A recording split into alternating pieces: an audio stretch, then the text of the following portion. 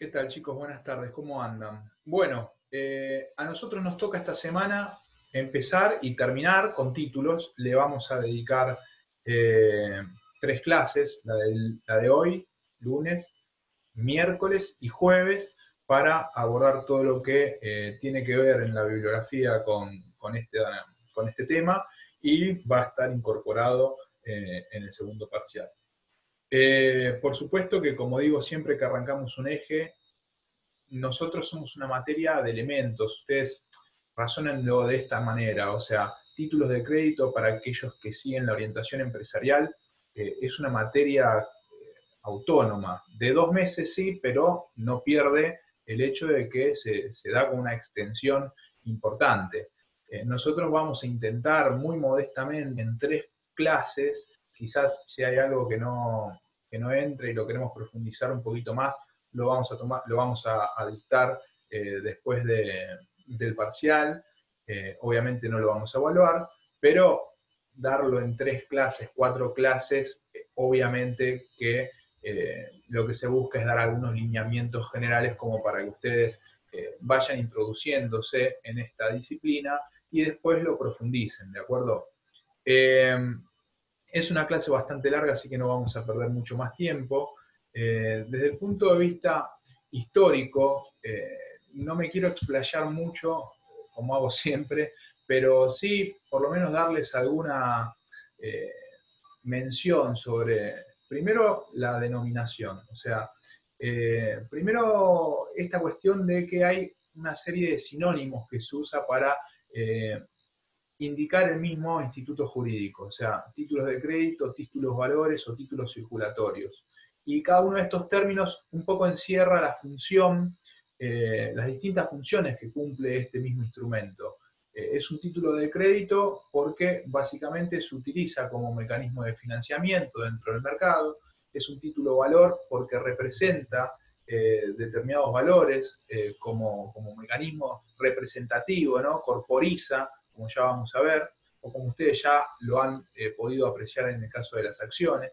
Y es un título circulatorio también, o se denomina también título circulatorio, porque tiene la función de circular eh, fluidamente, esa es la idea, por el mercado, al igual que el dinero. O sea, no es lo mismo que el dinero, pero tiene o comparte esta función circulatoria y de distribución también de la riqueza dentro de un mercado.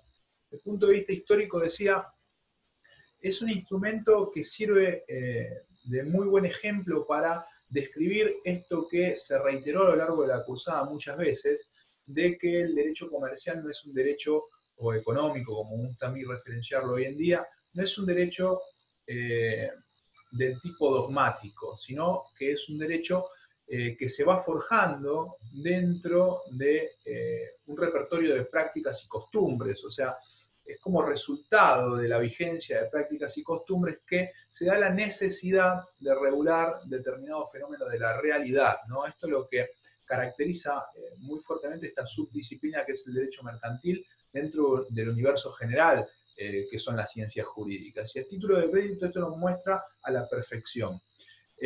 Tanto es así que, ¿recuerdan cuando hablábamos en el inicio mismo de la materia de etapas del derecho comercial y en la primera etapa subjetiva es la época de los comerciantes y los gremios y las corporaciones, hablábamos de las rutas comerciales y las ferias internacionales de comercio y demás? Bueno, naturalmente el vehículo para poder mecanizar todos estos elementos eran los comerciantes viajeros, las cofradías, las hanzas, las caravanas. Eh, Estas empresas eran realmente muy riesgosas. Si ustedes recordan, nosotros habremos descrito en su momento que se trasladaban desde el lejano Oriente, pasando por Medio Oriente, llegando a Europa, ya sea primero del Este, y después terminando en los mercados que aquellas ciudades, estado o que tenían un desarrollo comercial importante poseían. Y esto implicaba, por supuesto, no solo un desafío desde el punto de vista logístico, porque no había ni los vehículos, ni los medios de transporte, ni las carreteras adecuadas para llevar estos grandes emprendimientos a cabo.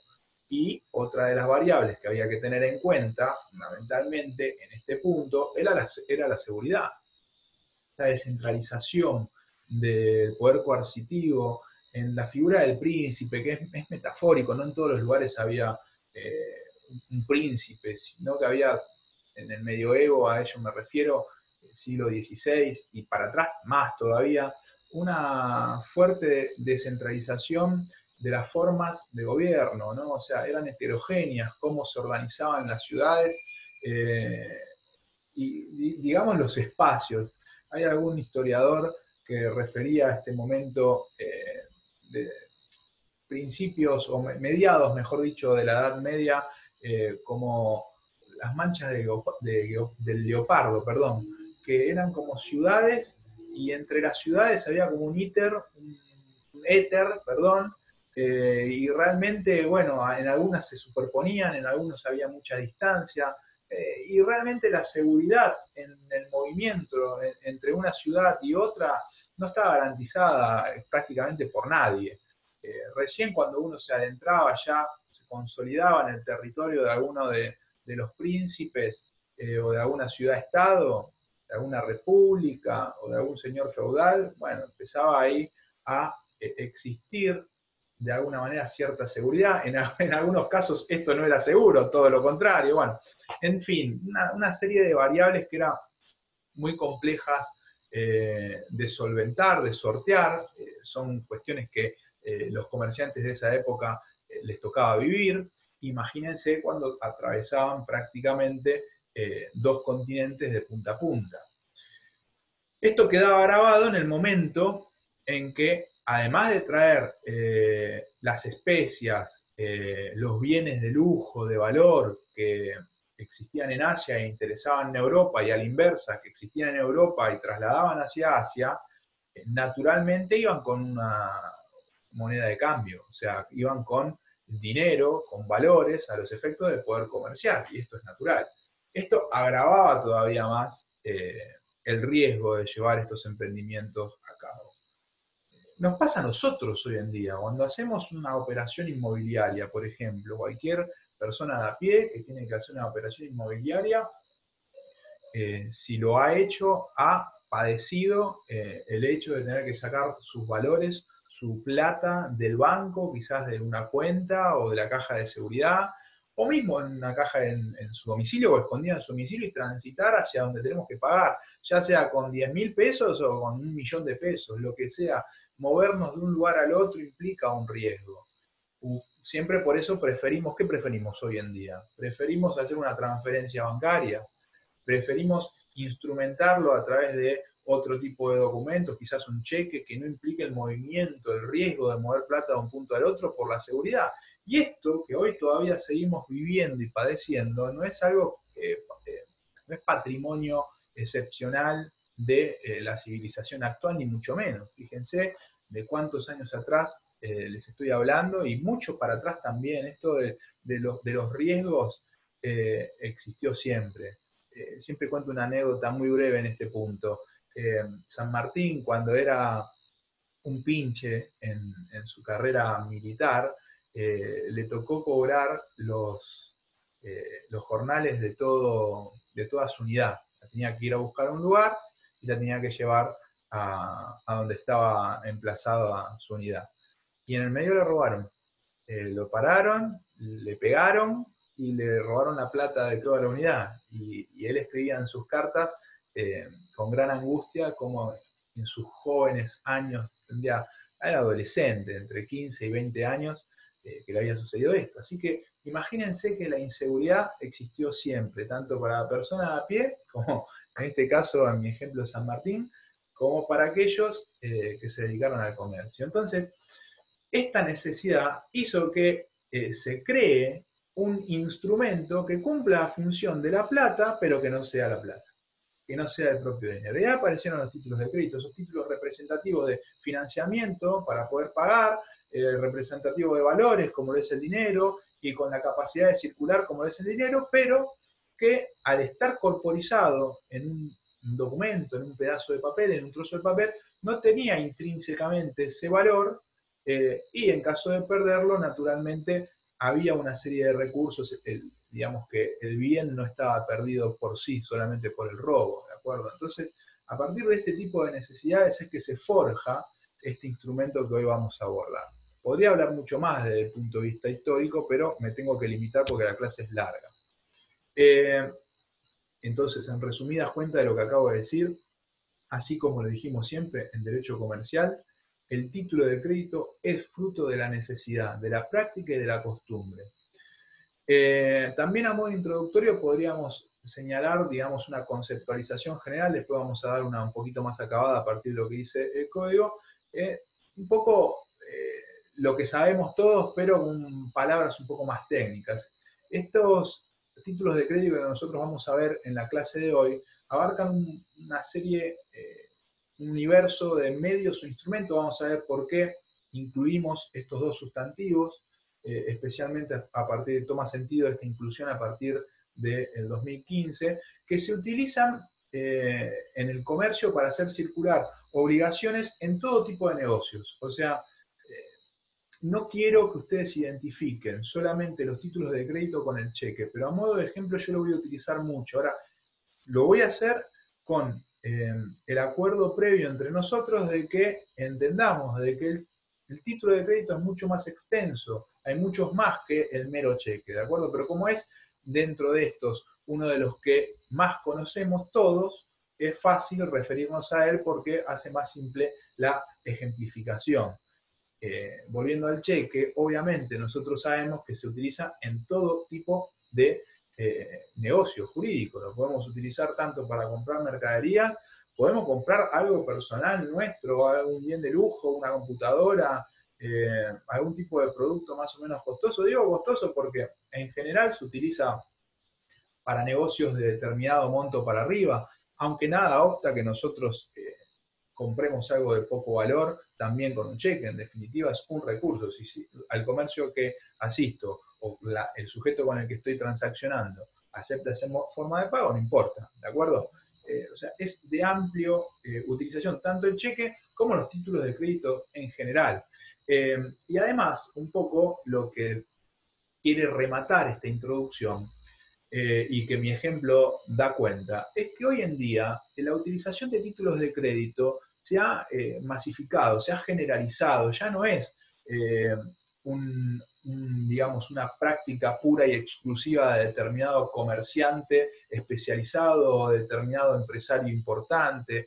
La verdad que hoy cualquier hombre o mujer común puede ir al banco, entidad financiera, sacar su cuenta corriente, y como servicio adicional a la cuenta corriente, contar con la cuponera, la chequera y poder utilizarlo como medio de pago, digamos. Es un instrumento que cualquiera de nosotros sin mayores requisitos que el de ir a abrir una cuenta corriente a un banco puede hacerse de este tipo de instrumentos.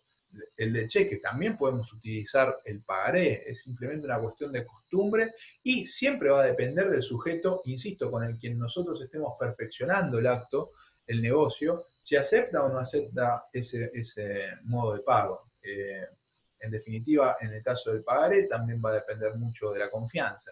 Y en otros, para que veamos un poquito, o nos divorciemos o nos separemos un poquito de este tipo de ejemplos, como para que veamos la amplitud de los títulos de crédito, las acciones, ustedes ya lo saben, no necesariamente tengo que ser un magnate de los negocios, el lobo de Wall Street, para ser un accionista en una sociedad anónima. La sociedad anónima, si bien existe la SRL, también puede tener una envergadura, una estructura modesta, aunque sepamos que la regulación es amplia, y puede revestir a una asociación familiar y, sin embargo, haberla embestido de la personería jurídica que significa una sociedad anónima, y de esa manera ser socios, ser accionistas y contar o poseer acciones, que también son títulos de crédito, y no necesito ser un millonario para ello, ¿no? Entonces, todos estos instrumentos, quizás algunos sí son más técnicos, o más bien que técnicos especializados en determinado rubro del comercio, como lo pueden ser las letras de cambio, o algún otro título representativo, en definitiva, sí existen algunas herramientas de esta naturaleza que están acotadas a un determinado sector que está más bien especializado, pero ello no obsta que los títulos de crédito que nosotros acabamos de mencionar están largamente masificados. Yéndonos o poniéndonos un poquito más minuciosos en cuanto a la definición, vamos a hacer lo que hacemos o solemos hacer siempre. Es una definición clásica y compararla con una definición contemporánea a la luz de la reforma del 2015, la 26994. Y como siempre, la definición clásica, esto ya estamos acostumbrados, viene de la mano de nuestro jurista italiano Vivante. Vivante definía al título de crédito como ese documento necesario para el ejercicio del derecho literal y autónomo en él comprendido o incorporado. Incorporación, término que nosotros vamos a utilizar mucho en la clase de hoy. Fíjense, no es que la definición que dio Vivante ha sido modificada totalmente. Va a ser modificada sensiblemente, especialmente en esa primera parte de documento necesario. Y les anticipo el final un poco de la película, esta modificación se da a partir de la inclusión de la posibilidad de la existencia de títulos de crédito que no sean corporizados, que no estén materializados, que no sean un pedazo de papel. Ah, no, doctor, entonces, ¿cómo serían? Y bueno, se permite la posibilidad de títulos de crédito en formato digital, informatizado. El ejemplo típico a este punto es el cheque digital, el cual la mayoría de los bancos, o muchos de los bancos, especialmente los privados, ya lo ofrecen como servicio al cliente, el cheque digitalizado, no con chequera. Entonces, a partir de esta introducción del título de crédito no corporizado, digamos que el código no lo termina definiendo o no le imprime esa necesidad histórica en la definición de Vivante de título de crédito, sino que lo hace o lo acomoda a las circunstancias actuales, a esta posibilidad, como acá señala en la filmina, de la existencia de títulos valores no cartulares. No cartular apela a el soporte papel, el sustrato. En definitiva, ustedes quieren los títulos de crédito, si nosotros le quitamos toda su naturaleza jurídica y todas las cosas que lo vamos a, de alguna manera, incorporar a partir de lo dispuesto por la ley, no deja de ser eso, un pedazo de papel, ¿no? Imagínense cuando esto se empezó a implementar para que tenga la seguridad que se necesitaba para cumplir su funcionamiento, lo estricto que tuvo que haber sido el cumplimiento de los requisitos que involucraban con el funcionamiento de este título de crédito, ¿no? que implicaban la utilización, para no repetir, ¿no? Y esto un poco va a replicar en la explicación de hoy. Entonces, a partir de la existencia de títulos valores no cartulares, o sea, no en papel, esa cuestión de que tengo que tener sí o sí el documento para poder ejercer el derecho incorporado en el mismo, ahí queda tocado, queda sensiblemente modificado.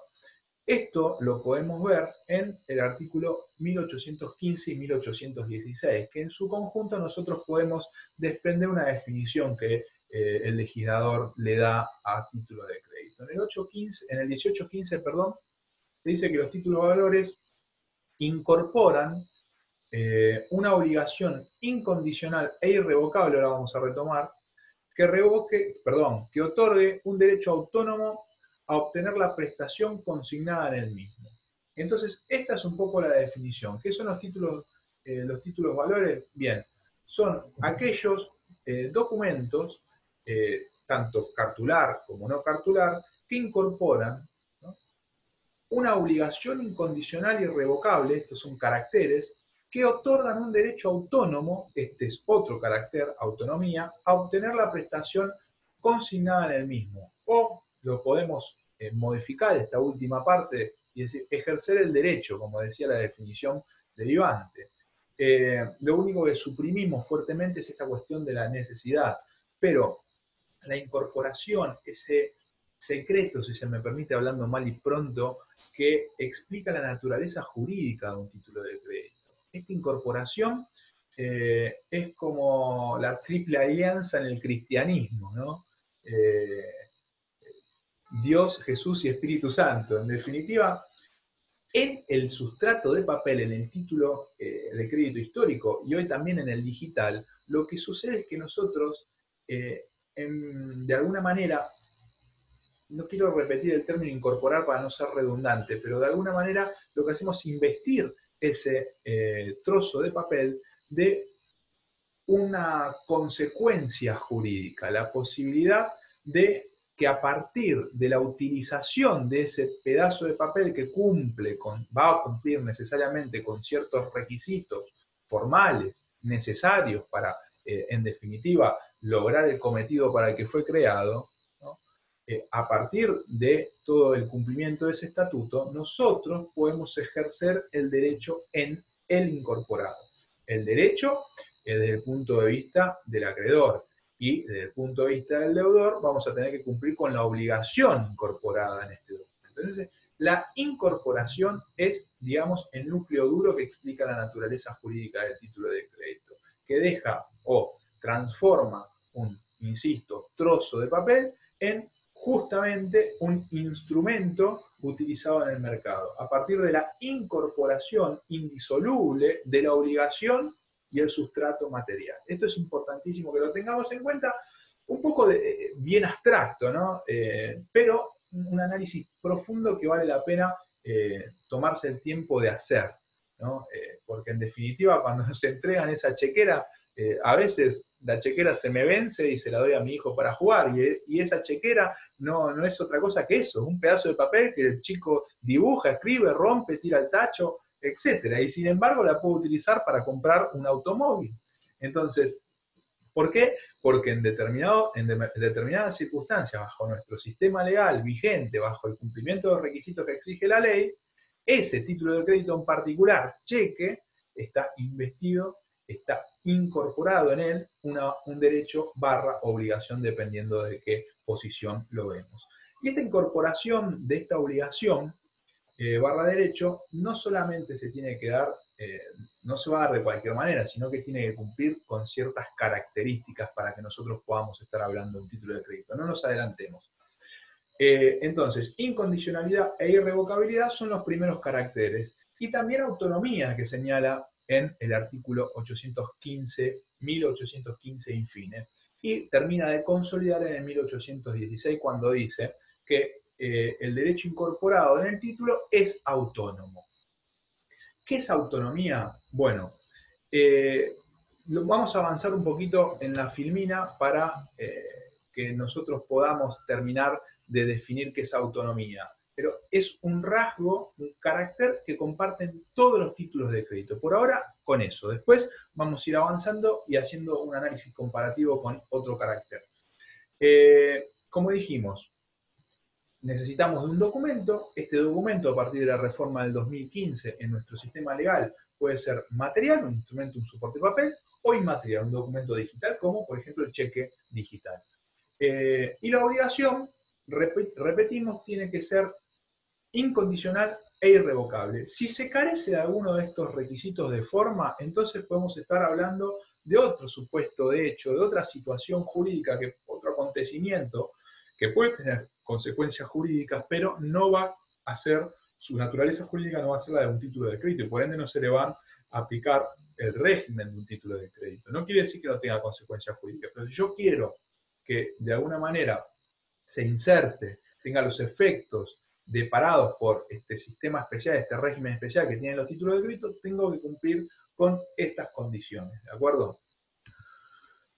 Ahora sí, caracteres. Incondicionalidad. Bueno, sencillo, no puedo condicionar, no puedo someter el cumplimiento de la obligación a ninguna variable que no sea cierta, ¿no? No puedo de alguna manera sujetar la obligación incorporada en el título de crédito al cumplimiento de un hecho futuro incierto, ¿no? Como por ejemplo un alia, como en el caso del contrato de seguros.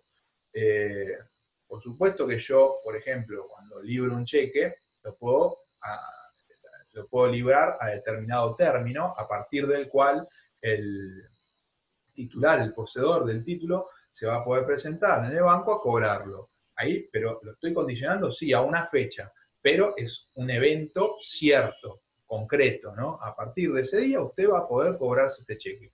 Yo no puedo someter el cumplimiento de esta obligación a un hecho futuro incierto, como por ejemplo, no sé, que, que caiga granizo, ¿no? Se me vienen a la cabeza, perdón, en la falta de creatividad, el típico ejemplo o los típicos ejemplos de seguro. Tengo que tener certeza de que lo que estoy o a lo que estoy sometiendo el cumplimiento de la obligación va efectivamente a suceder. Si no, estaría incumpliendo con este requisito de incondicionalidad y en su caso entonces, como dijimos, no estaremos frente a un título de crédito. El otro de los requisitos es que la obligación incorporada sea irrevocable. Esto tiene que ver con que el título de crédito, o mejor dicho, la obligación incorporada en el título de crédito es, como menciono acá en la filmina, de carácter no recepticio. Y cuando pongo no recepticio, por las dudas de que alguien no lo recuerde, es decir, que no tiene en cuenta un destinatario determinado, ¿no? Ahí justamente me falta una O. Perdón, no va destinado. Es un título que en un primer momento, sí, yo como librador lo puedo estar otorgando, se lo puedo estar dando a un sujeto, a una persona identificada. Pero como dijimos, y como uno de esos términos sinónimos, título circulatorio, da cuenta, es un título que en definitiva nace, entre otras funciones, para circular. Entonces puede circular. Cuando nosotros lo libramos en el marco de un hecho concreto, pero después, desde el mismo momento de la creación, o sea, tiene cierta autonomía, pisándome un poco con el tercer carácter, que lo separa, le da de alguna manera cierta independencia con relación al acto que le dio origen, ¿de acuerdo? Entonces no está destinado a alguien en particular.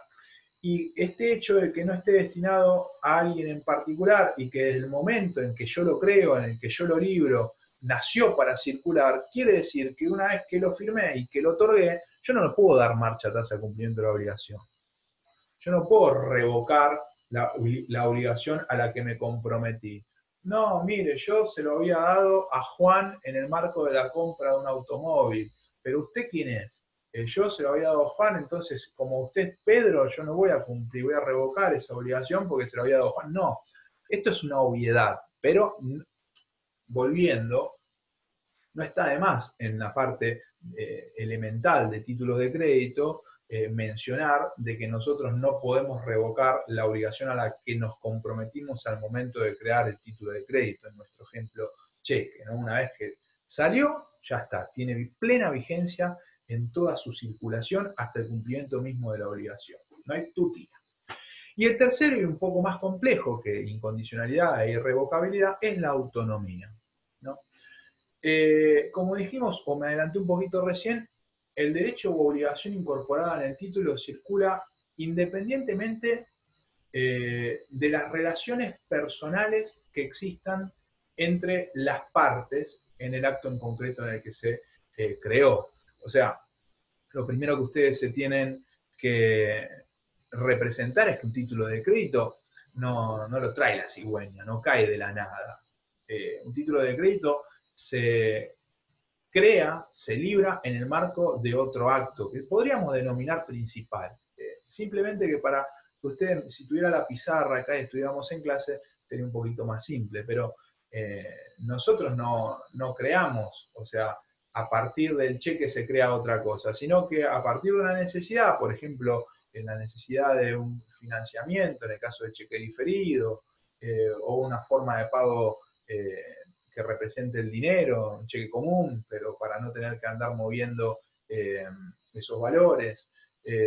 Nosotros, naturalmente, en ese marco, en esa necesidad, vamos a utilizar este instrumento, ¿no? Un título de crédito cualquiera.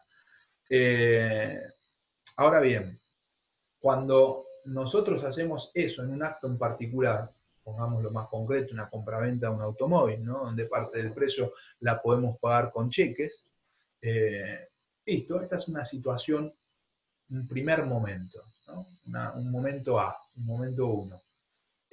Cuando yo libro el cheque para pagar la parte del precio, el cheque es autónomo de las relaciones que existen entre las partes que intervinieron en esa compraventa de automotor, ¿no? Entre A y B.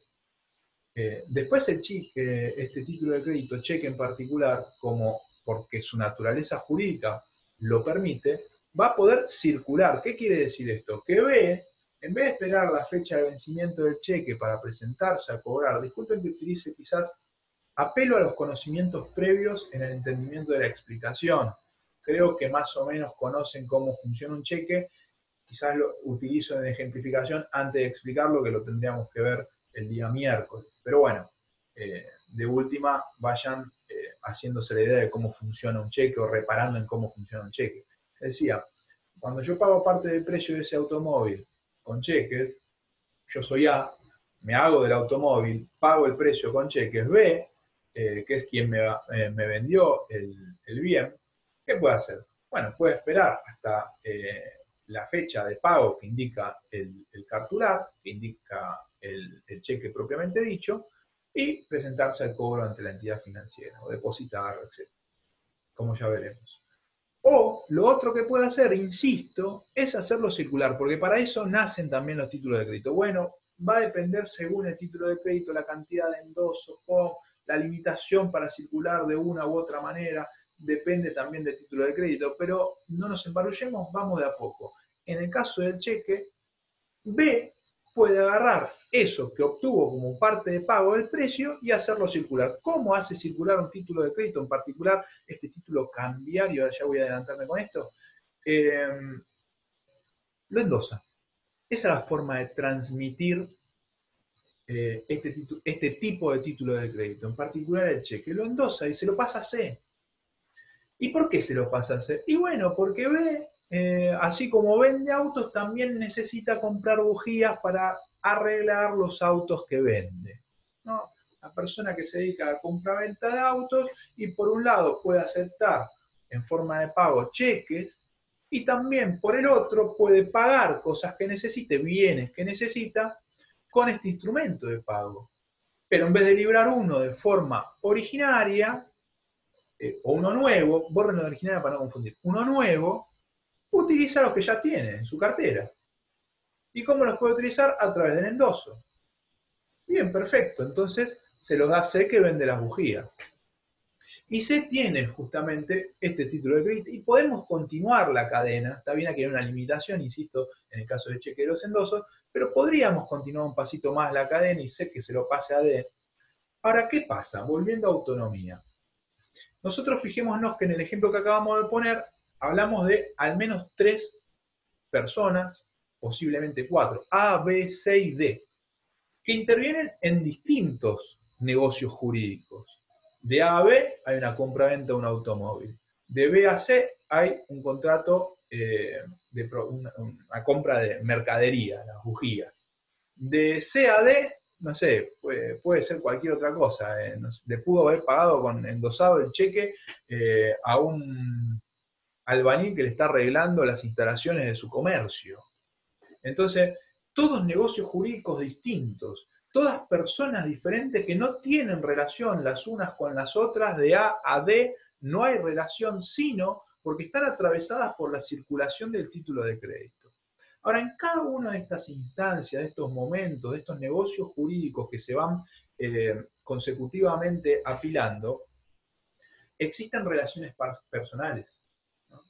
Estas relaciones personales dan otorgan la posibilidad que ante determinados incumplimientos, ante determinadas circunstancias que ya salen de lo que es el régimen del título de crédito y se adentran en la parte general de regulación del derecho privado, bueno, podemos tener un incumplimiento contractual, una defensa personal que surge sobre la calidad de los sujetos, es decir, porque A es A y porque B es B, y como eran familiares se puede dar la posibilidad de una sucesión y entonces encontrarnos con que uno le debe al otro y el otro le debe a... Lo voy a explicar de otra manera. La calidad de acreedor y deudor concurren al mismo momento en dos de estas personas. O sea, volviendo a A y B, nos puede pasar que, puse el ejemplo de la sucesión porque una vez tuvimos un caso, ¿no? En donde, está bien, yo te debo la parte del precio del automóvil que te compré, pero vos me debés por una sucesión, por la división de bienes también. Entonces, yo soy deudor tuyo y vos sos acreedor mío, pero como vos también me debes, yo soy acreedor tuyo, entonces concurre en la calidad de acreedor y deudor en las dos personas. Esto da lugar al régimen de compensación.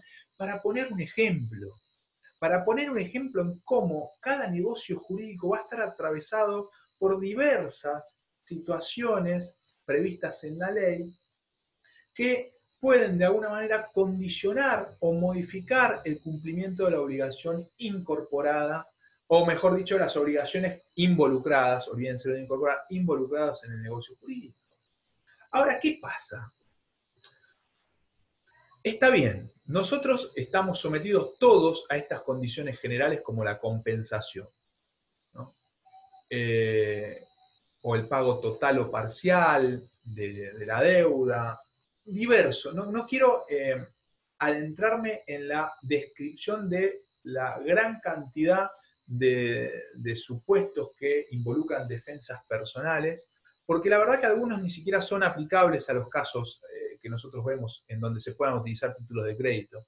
Pero en aquellos donde sí las circunstancias den como la compensación, si nosotros volvemos, condicionamos el cumplimiento de una obligación, primero que estamos de alguna manera faltando al primer carácter mencionado en esta filmina. Pero además, y fundamentalmente, que el título de crédito, siendo que cumple la función, no es lo mismo, pero cumple una función muy similar a la del dinero, imagínense, cuando arrancamos con esto, yo te doy, no sé, una tonelada de trigo y vos me dabas un papel. Bueno, para que eso funcione, a ese pedazo de papel lo tengo que de alguna manera revestir de seguridad.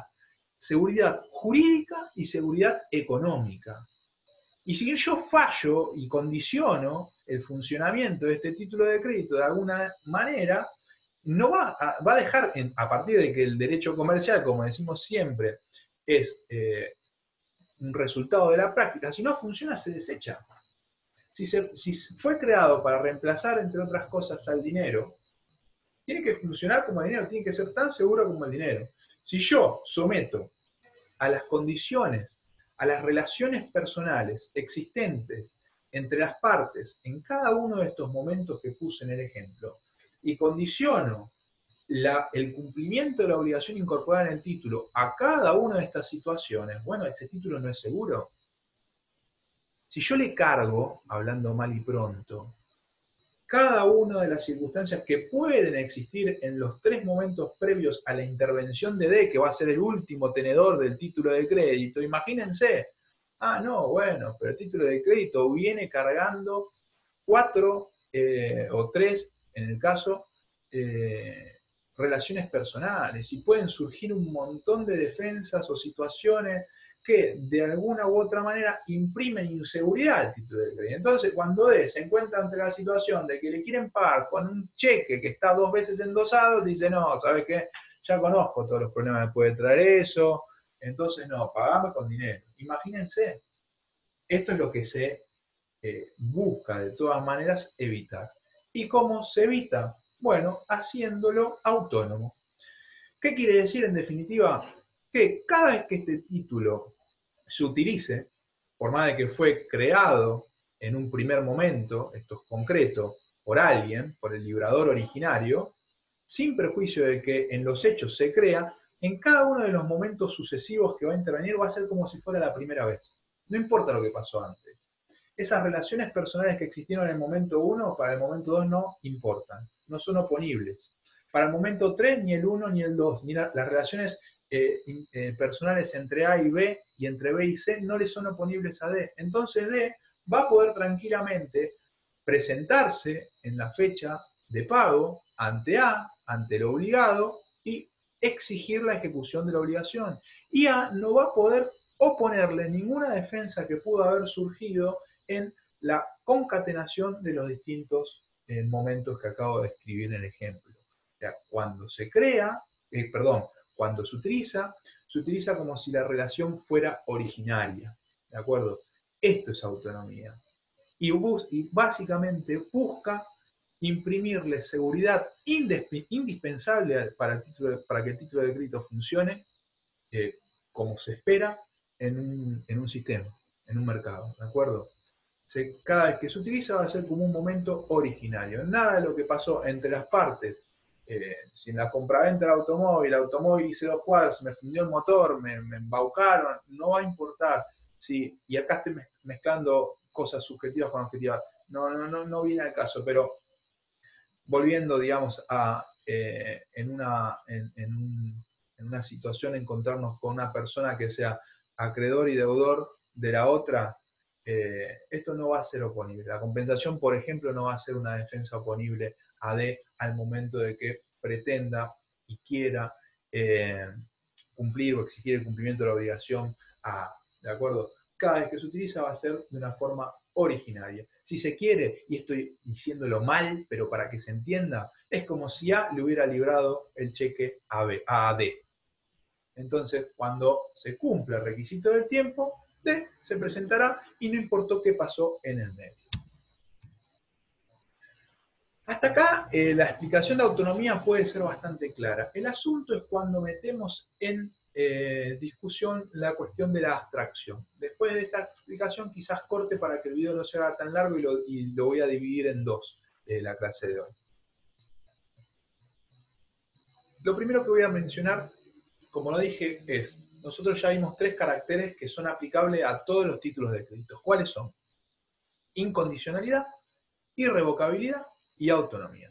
Estos 3 caracteres son comunes a todos los títulos de crédito, desde un pagaré, pasando por el cheque, la letra de cambio, hasta también una acción.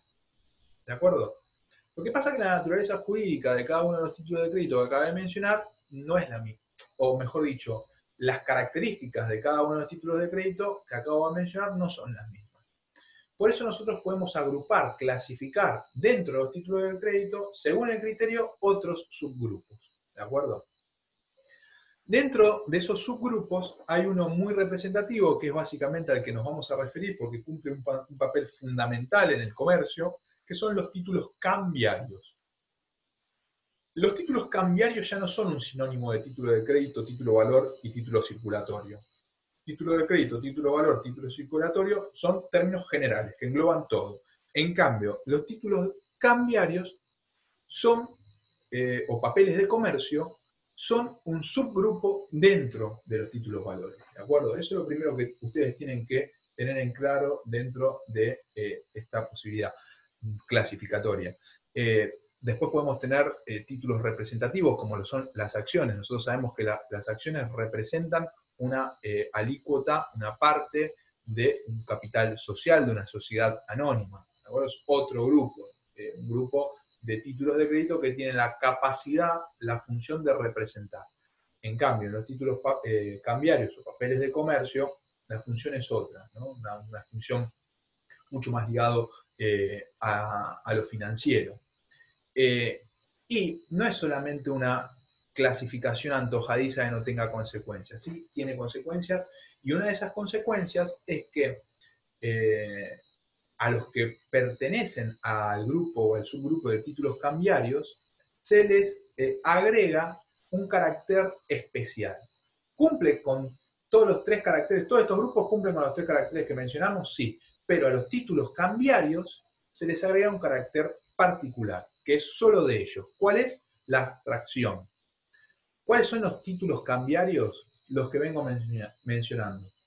Cheque, pagaré y letra de cambio, que son los que vamos a desarrollar en la clase del miércoles y en la clase del jueves, ¿de acuerdo? A este grupo se les agrega, insisto, el carácter de la abstracción. Y la abstracción tiende a veces a ser confundida con la autonomía, mismo porque la palabra hasta se parece, si se quiere, y también porque la diferencia es sensible y puede dar lugar a confusión en la interpretación. Lo primero, lo dicho, la primera diferencia entre autonomía y abstracción es que uno aplica para todos y otro a un grupo particular. En cuanto a lo que tiene que ver con la autonomía, me remito a lo dicho, ¿no? Básicamente, esta cuestión de que no son oponibles, y acá lo reitero, las defensas personales no son oponibles por vías de excepciones, las defensas o circunstancias nacidas de las relaciones personales que involucren a los obligados directos en el negocio jurídico. Esto básicamente se construye, se edifica a partir del principio consagrado en el artículo 399 del nuevo Código Civil y Comercial de la Nación, que dice que nadie puede transmitir un derecho mayor al que en realidad tiene, palabra más, palabra menos. Entonces, a partir de esta máxima, se detona una serie descentralizada. No es que nosotros vamos a encontrar un título, un capítulo en el código donde diga, bueno, de las defensas personales y las defensas personales son estas. No, en rigor es una idea, un concepto, y a partir de ese concepto, que de alguna manera está consagrado en el 399, nos vamos a encontrar con situaciones en los que básicamente esto se materializa y lo podemos ejecutar. Me remito en todo lo que tiene algo que ver con autonomía a lo previo. Pero en cuanto a la diferencia con abstracción, dijimos, el título valor abstracto o cambiario, no todos son abstractos, no está vinculado a la relación fundamental que le dio origen. También me remito ustedes dirán, bueno, pero es más o menos lo mismo. Sí, pero si se ponen minuciosos en la explicación, en la autonomía, nos referimos a caracteres subjetivos, hablamos de los sujetos. Por ejemplo, la calidad de acreedor y deudor, de alguna manera recíproca, se dan los sujetos, no en el objeto. En el caso de la abstracción, se fija en el objeto. ¿Y cuál es el objeto? El contrato en sí mismo. O sea, que nosotros digamos que un título de crédito es abstracto, quiere decir que no está vinculado al hecho en particular. No solo no está vinculado en tanto título de crédito con los sujetos previos en la circulación, sino al hecho. Ah, sí, a ver, trátenmelo de explicar un poquito más claro con un ejemplo concreto. Bueno, por eso yo me corregí hace un momento en la explicación. Supongamos que nosotros compramos es raro que nosotros paguemos un inmueble, pero supongamos que nosotros compremos una motocicleta, para no poner el caso de inmuebles, que es raro que lo paguemos con este mecanismo. Compramos una motocicleta, bien, perfecto, el precio lo pagamos total o parcialmente con cheques, título de un valor, un título abstracto, título cambiario, compramos el cheque. Ahora, nunca había comprado, es una persona que es la primera vez que se adentra en el comercio, no conocía ni de motos, ni absolutamente de nada, la necesitaba para trabajar, tenía una situación desesperante para obtener una herramienta de trabajo y la poca plata que tuve la destiné y compré una moto a través de un cheque, o utilizando un cheque. Bueno, hago 2 cuadras con la moto no sirve absolutamente para nada porque, no sé, tiene problemas en el cilindro del pistón, está fundido el motor de la moto, no sirve para lo que fue crear una moto, que es transportarme de un punto a otro. No sirve para nada lo que compré. Bueno, ahí de alguna manera habrá vicios redhibitorios y se detona toda una acción judicial que yo puedo, como comprador de esa motocicleta, iniciar al vendedor, ¿no? ¿Por qué? Porque básicamente la función para la que el objeto fue creado no se cumple. Entonces da lugar a esa acción judicial. Ahora bien, eso es una cuestión, ¿no? Hay una suerte de incumplimiento contractual del vendedor. Pero se da la cuestión, se da el hecho de que instrumentamos el pago de esta motocicleta a través de un título de crédito. Entonces, está viciado de alguna manera, o hay un incumplimiento contractual, no es un vicio en particular, sino que hay un incumplimiento contractual. ¿Eso afecta a la validez del título de crédito, del cheque, del título cambiario cheque? Pregunta. Situación 2.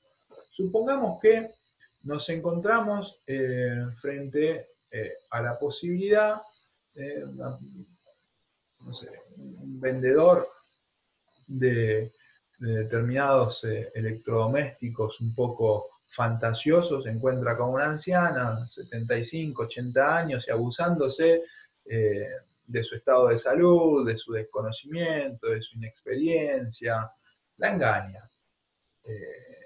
La engaña, lo que sería una situación previsto en el Código Civil y Comercial, una lesión, aprovechándose de la ligereza, ¿no? Acuérdense que la lesión se puede dar por inexperiencia, ligereza o necesidad, aprovechándose o valiéndose de la ligereza de una persona, lo que se hace es venderle de repente a un precio muy superior al precio de mercado, no sé, aspiradora, cualquier bien del hogar que se les ocurra a ustedes, chicos, en cualquier electrodoméstico. Lo importante es que haya un aprovechamiento, ¿no?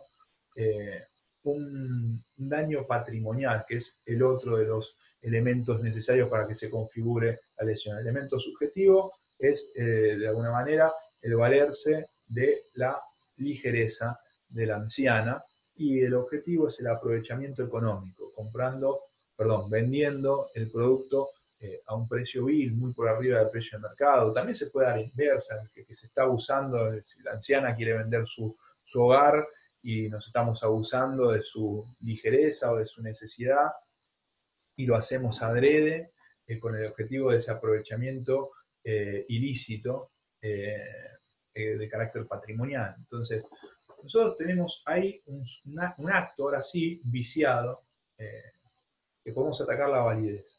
Pero, creo que dije aspiradora, la aspiradora la pagamos con un cheque. Entonces, al igual que me hice la pregunta en el primer ejemplo, en el ejemplo de la motocicleta, la invalidez, en el primer ejemplo era el incumplimiento, y en este caso la invalidez del acto, ¿afecta a la validez del cheque? Bueno, eso es lo que tenemos que resolver nosotros cuando hablamos de abstracción. Hablamos del objeto, hablamos del acto jurídico en sí, ya no hablamos de las relaciones personales entre A y B, entre B y C, sino que salimos de hablar de los sujetos y pasamos a hablar del acto en particular, del objeto. Eso es la diferencia entre autonomía y abstracción, además de que uno aplica para todos los títulos de crédito y la abstracción aplica solamente para los títulos, para los títulos cambiarios, perdonen. Y se focaliza entonces sobre el negocio jurídico. Incumplimiento e invalidez. ¿Afecta el título de crédito? ¿Afecta la vigencia del título de crédito? No. Esta es la característica. De esto se trata la abstracción. Está desvinculado del acto que le dio origen, pero ya no en cuanto a las personas que intervinieron en el mismo, sino al acto propiamente dicho. Por este motivo, a diferencia de los otros títulos de crédito que sí lo hacen, no va a mencionar en el papel, en el carturar, el acto en sí.